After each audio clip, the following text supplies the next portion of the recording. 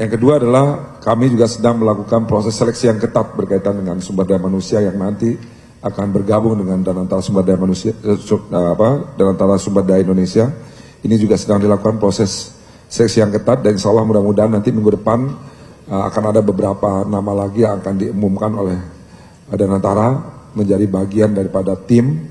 Kemudian juga berkaitan dengan teknologi, kita juga sedang mendevelop satu sistem yang baik.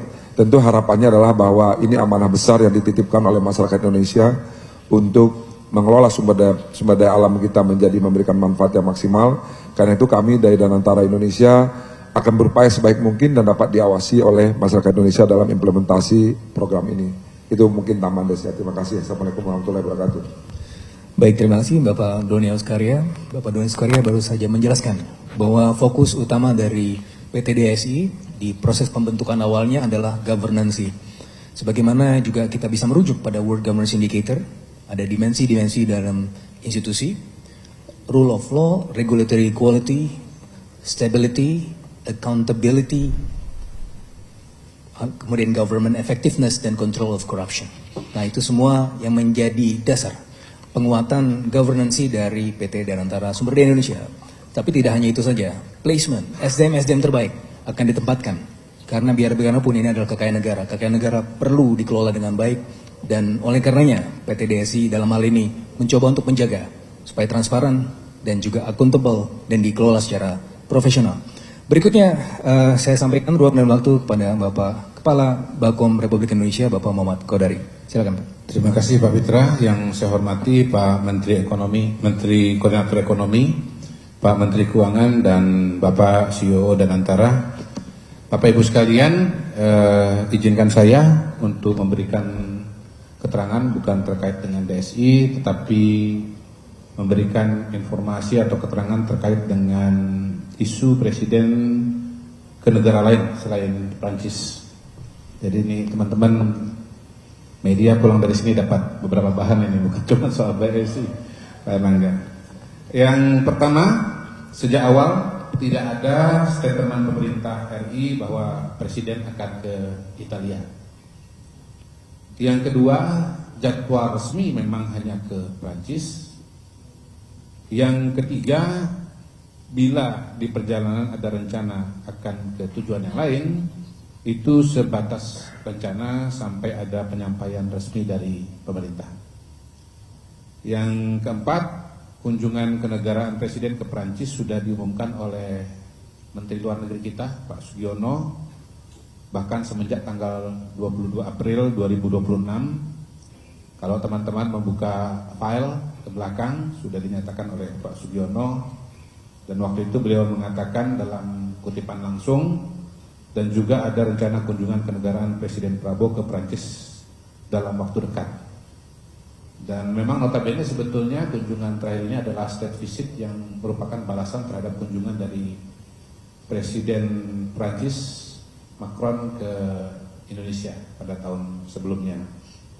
Kemudian Pak Sugiono pada kesempatan itu sudah menyampaikan beberapa target kerjasama. Yang pertama adalah di bidang ketahanan, karena kita semua tahu bahwa pemerintah Indonesia telah memperoleh sejumlah alat utama sistem persenjataan atau alutsista dari Prancis. Karena itu diperlukan transfer teknologi untuk penguasaan alutsista tersebut. Kemudian yang kedua, kerjasama di bidang pendidikan, khususnya di sektor STEM ya, Science, Teknologi, Engineering, dan Matematik, sehingga apa yang dilakukan adalah beyond procurement. Jadi tidak sebatas membeli saja, tetapi juga melakukan transfer teknologi. Yang ketiga, mengenai energi dan pemanfaatan mineral kritis. Di luar itu dapat ditambahkan bahwa memang kita semua mengetahui bahwa ada hubungan personal yang sangat kuat antara kedua kepala negara. Dan kita tahu bahwa modal sosial itu tidak kalah pentingnya dibandingkan dengan modal-modal yang lain, baik itu modal ekonomi maupun modal politik, dalam hal membangun hubungan baik dan kerjasama antar negara. Bapak Presiden Prabowo adalah figur yang unik, mungkin satu-satunya di dunia yang bisa memiliki hubungan yang sangat baik dengan kekuatan-kekuatan besar adidaya. Beliau punya hubungan yang baik dengan Presiden Putin dari Rusia, dengan Presiden Donald Trump dari Amerika Serikat, maupun dengan Xi Jinping dari RRC. Semua ini tentu kita rasakan manfaatnya dalam konteks situasi dan kondisi pada hari ini maupun pada konteks masa depan. Itu yang dapat kami sampaikan. Terima kasih. Saya kembalikan kepada moderator. Wassalamualaikum warahmatullahi wabarakatuh.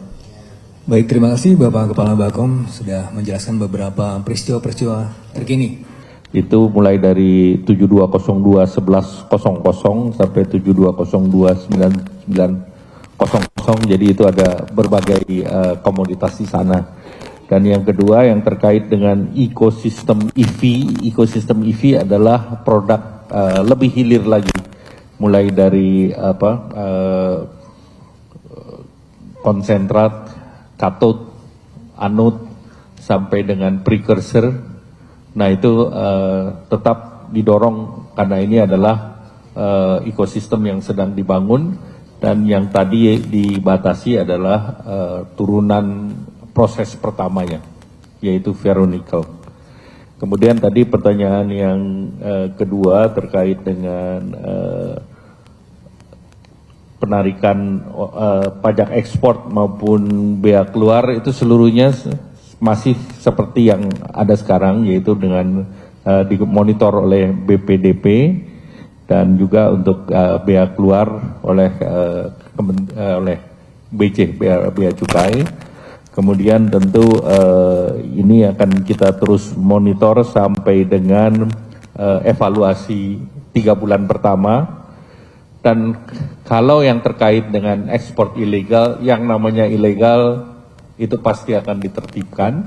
Dan salah satu yang dilakukan oleh PT DSI ini untuk memitigasi atau mengurangi jumlah daripada transaksi ilegal, transaksi under value maupun under invoicing. Jadi tujuannya adalah tadi pencatatan yang di bawah harga pasar.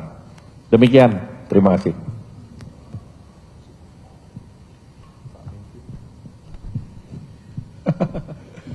Susah soalnya pertanyaannya. Dari mana? Dari DW, kayaknya ya. Sudah dihitung belum potensial menerima negaranya? Sudah dihitung, tapi belum ketemu angkanya. Jadi kita masih hitung terus. Ini kan masih baru pertama kan ya. Kita belum bisa lihat seperti apa dampaknya. Yang jelas DS ini kan dimonitor setiap 3 bulan dievaluasi. Jadi 3 bulan dari sekarang baru saya bisa keluar angka yang lebih jelas. Dampak dari DS ini kepada penerimaan negara. Ya. Terus dari Mbak Lestari nggak ada yang saya. Dari kontan Mbak Deni ya, Deni. Oh Dedi. Kayak lo namanya Deni. Jadi selain AS ada gak negara lain yang dapat?